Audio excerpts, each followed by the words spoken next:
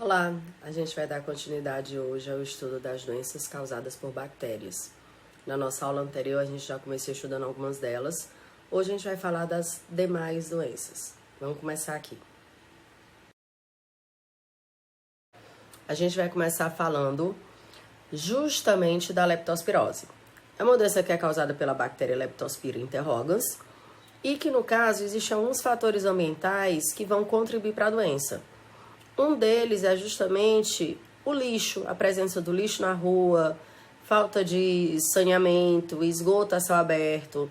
E por que que isso vai colaborar com a doença? Porque justamente essas condições vão atrair os ratos.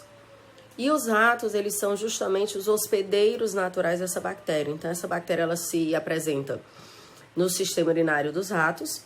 Então, quanto maior a população de ratos, maior a probabilidade de eu ter essa bactéria no ambiente. E a partir daí a gente vai ter que, ao urinar, o rato ele vai liberar a bactéria no meio. Então, ao ser liberada a bactéria, ela consegue penetrar através da nossa pele, causando a infecção na espécie humana. Quando nós temos outro fator, que são as enchentes, aí a situação piora mais um pouquinho. Por quê? Porque os ratos urinam no ambiente, a bactéria ela se dispersa na água da enchente e dessa forma amplia a sua capacidade de contaminação. É necessário que nos primeiros sintomas, que são dor de cabeça, musculares, articulares, a pessoa procure ajuda médica para que ela inicie o tratamento e evite consequências, sequelas da doença. Vamos para a próxima.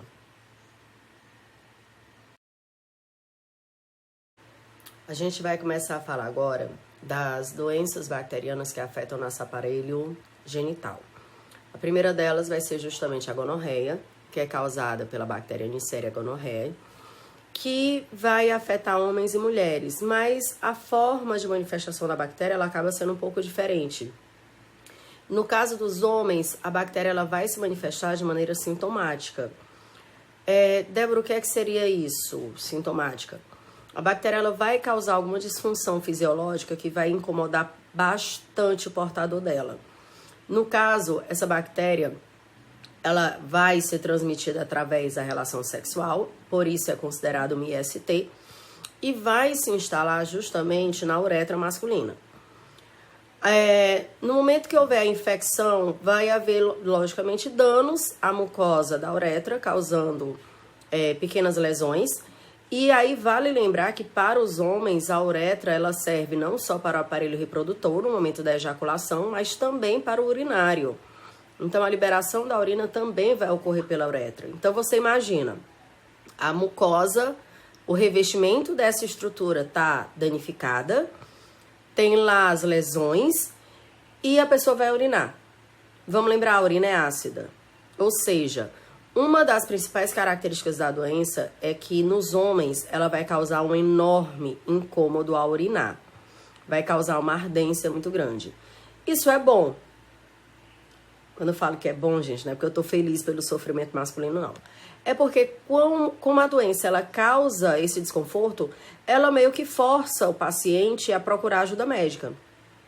Que é justamente esse o grande problema da gonorreia nas mulheres, porque a gonorreia nas mulheres ela pode ser assintomática. Ou seja, a pessoa tem a bactéria, mas não manifesta nenhum quadro clínico. Não é uma boa coisa. Por quê? Porque você vai manter a bactéria no teu organismo, ela vai continuar se desenvolvendo e agravando. Porque nesse caso, quando essa bactéria permanece assintomática, a mulher não tem tratamento, não busca tratamento, ela pode desenvolver uma coisinha chamada DIP, que é a doença inflamatória pélvica. E ao invés de você ter uma inflamação, uma infecção apenas na vagina, a bactéria ela acaba infiltrando, ela acaba atingindo estruturas mais internas do nosso aparelho genital, como o útero, e pode chegar até a tuba uterina. E quando a bactéria se desenvolve na tuba uterina, ela pode causar obstruções, alterações na morfologia dessa estrutura, que pode levar a mulher a uma esterilidade definitiva. Então, acaba que na mulher, por ser assintomática, a doença ela tende a ter uma evolução um pouquinho maior. Outra dessas doenças que está na mesma categoria da gonorreia é a sífilis. A sífilis, ela pode ser transmitida da mesma forma, né, através do contato sexual, portanto é uma IST, mas a sífilis, ela também pode ser transmitida no momento do parto, né, assim como a gonorreia. E essa transmissão nas crianças pode levar, inclusive, à cegueira.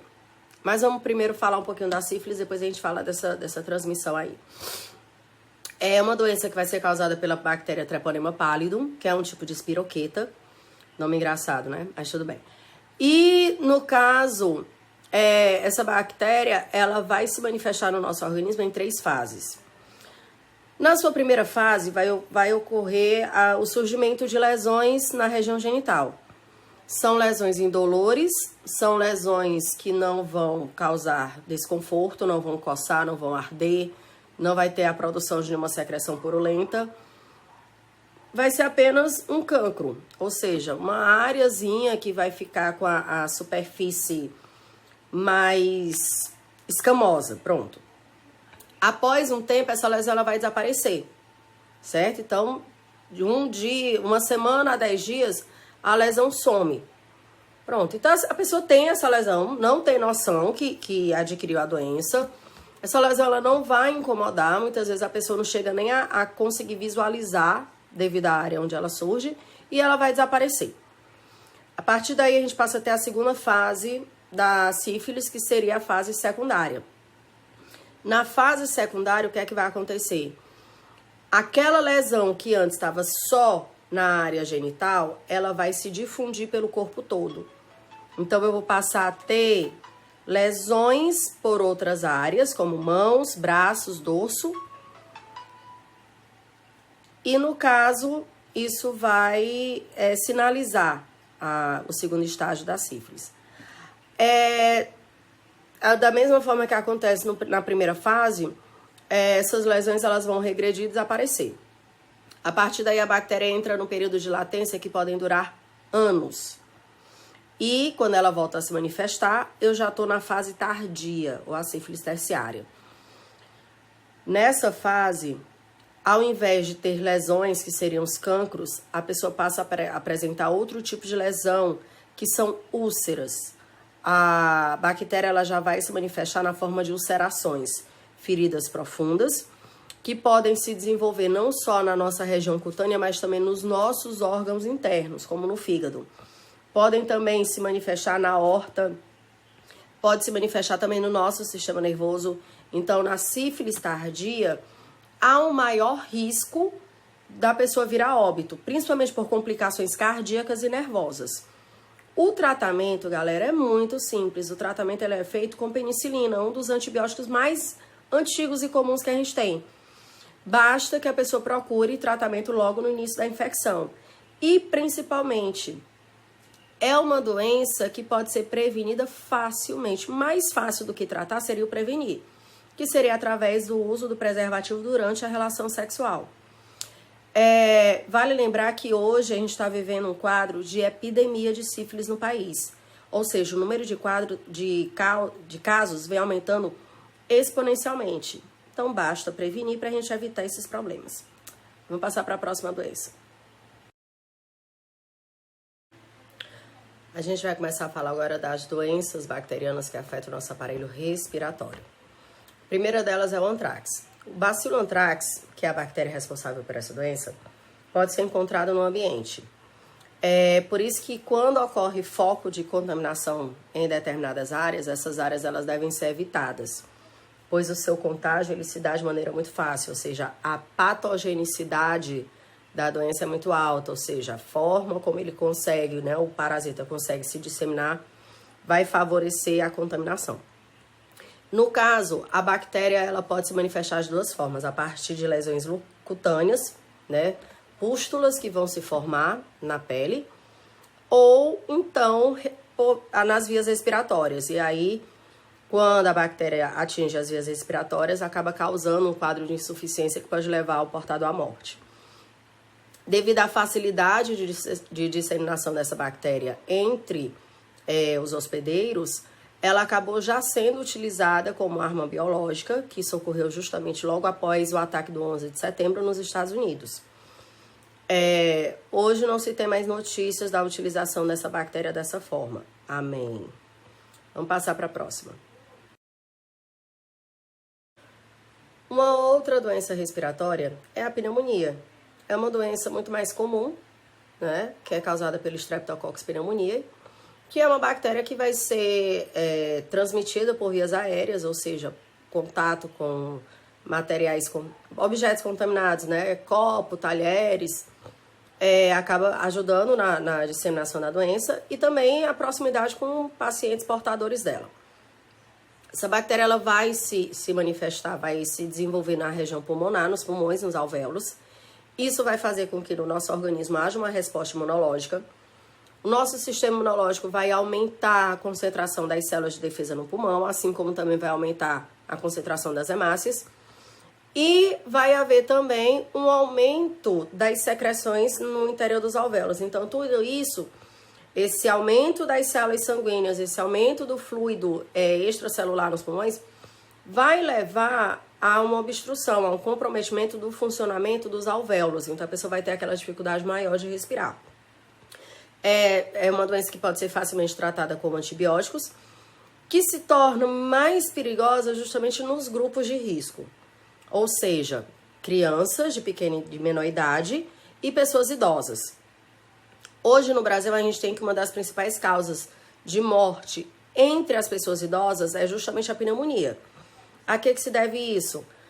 Ao fato de que muitas vezes essas pessoas elas precisam permanecer longos períodos acamadas. A posição na qual elas ficam vai dificultar o funcionamento da epiglote, ou seja, a pessoa ela não vai conseguir ter aquele controle da passagem da água e dos alimentos para o esôfago. Então, a falha do funcionamento da epiglote pode justamente fazer com que a pessoa passe a desviar a própria saliva, alimentos ou água para o pulmão. A presença dessas substâncias no pulmão vai criar um ambiente que vai ser favorável ao desenvolvimento dessas bactérias. Então, é muito importante que, se você tem alguma pessoa na sua casa com mais idade, se ela precisar ficar acamada, procurar sempre manter essa pessoa com um tronco elevado, para evitar isso, tá bom?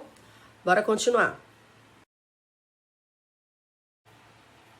A nossa próxima doença respiratória vai ser justamente a tuberculose, que é causada pela Mycobacteria tuberculosis. Até os dias atuais, a tuberculose é uma doença que ainda mata, embora tenha tratamento e também tenha vacina.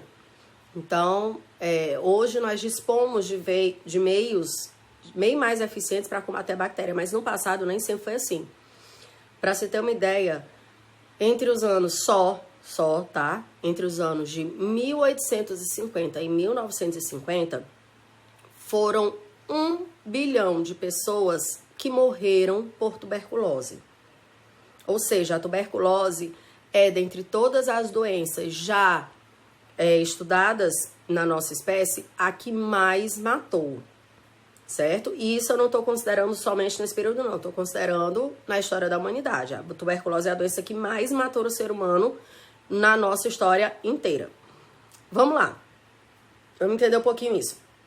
A tuberculose, ela também vai ter uma patogenicidade muito alta. Vai haver uma facilidade de dispersão da bactéria, uma vez que ela é liberada pelas vias respiratórias. Então, fica aquela coisa, a bactéria ela vai conseguir se disseminar facilmente no ambiente.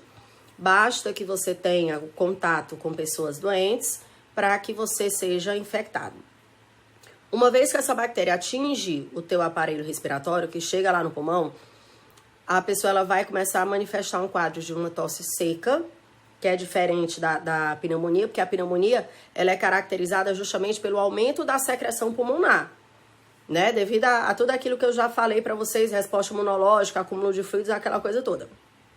No caso da tuberculose, a bactéria ela vai afetar essencialmente o tecido pulmonar, causando rompimento dos alvéolos, rompimento dos capilares, o que vai fazer com que a pessoa, né, a pessoa tuberculosa, nos acessos de tosse, elas expectorem sangue, tá? Então, é essa a grande diferença que a gente vai ter da tuberculose para as demais doenças respiratórias. ela vai causar uma lesão muito mais intensa nos pulmões, que faz com que a pessoa tenha hemorragias pulmonares, tá certo? A vacina que a gente tem disponível hoje para evitar a tuberculose é justamente a BCG. Pode ocorrer, ocorrendo a infecção, na verdade, você vai fazer o tratamento com antibióticos e consegue se livrar da bactéria facilmente. Basta que procure também tratamento médico, ok? Vamos continuar. Outra doença que a gente vai ter é a coqueluche, que é mais uma doença mesmo, considerada doença de criança. É causada pela bactéria Bordetella pertussi e a sua manifestação também vai se dar a partir de uma infecção pulmonar, que tem como principal sintoma acessos de tosse. Então, assim, dificilmente ocorrendo complicações da doença, ela pode ser tratada a partir do uso de antibióticos e é mais fácil de conseguir controlar, ok? Para a próxima. Vamos falar agora de uma doença que é a peste, a famosa peste negra. E no caso, galera, essa doença é causada por uma bactéria que é a Yersinia pestis, que afeta necessariamente o nosso sistema cardíaco e sistema cardiocirculatório e linfático. No caso, a doença ela teve um pico, né, digamos assim, de casos justamente na Europa, né, nos séculos passados, causando um grande número de mortes. É uma doença que vai ser causada por essa bactéria que eu já falei, a Yersinia, que se encontra nos ratos, mas a transmissão ela não vai se dar diretamente do rato para a espécie humana, tá? É diferente, por exemplo, da leptospirose. Na leptospirose, a urina do rato no ambiente pode levar à contaminação. Não. A bactéria ela vai estar no sistema circulatório do rato. Então, assim, vai estar no seu sangue, né? E aí, como é então que essa bactéria vai chegar à nossa população? As suas pulgas. Então, a pulga, ao parasitar o rato, acaba sendo contaminada pela bactéria. E ao parasitar as pessoas da nossa espécie, transmite. Então, assim, fica claro que para a gente ter surtos de peste, seria necessário, primeiro, o aumento da população de ratos e um contato muito próximo com esses ratos, que era justamente esse o cenário que a Europa, início de período industrial, vivia. Muitas pessoas aglomeradas, falta de condições sanitárias, infestações de ratos que transitavam livremente entre as pessoas, e isso era o que permitia justamente que as pulgas desses ratos também parasitassem as pessoas da população humana, fazendo essa transmissão, certo? Então, hoje é muito mais difícil você ter casos, embora vez ou outra apareça, e a doença ela acaba tendo um diagnóstico mais difícil, não porque seja difícil identificar a bactéria, mas é porque é mais difícil no nosso cotidiano atual você encontrar essas condições. Então, muitas vezes, os médicos do corpo que está lá, corpo médico do hospital, acaba não cogitando a possibilidade de ser peste, que é uma doença que, teoricamente, devido às nossas condições atuais de vida, não seria mais tão presente, ok? Também pode ser tratada por antibiótico quando é diagnosticada a tempo. Moçada, só pra gente fechar o nosso conteúdo de hoje, a gente vai falar da ação dos antibióticos. E aí a gente precisa entender uma coisa. Existem substâncias com efeito antibiótico que podem ser bactericidas ou bacteriostáticas. Qual é a diferença de uma substância que é bactericida para uma que é bacteriostática? A bactericida mata a bactéria. Então, os antibióticos bactericidas vão procurar justamente matar a bactéria, eliminando a sua população.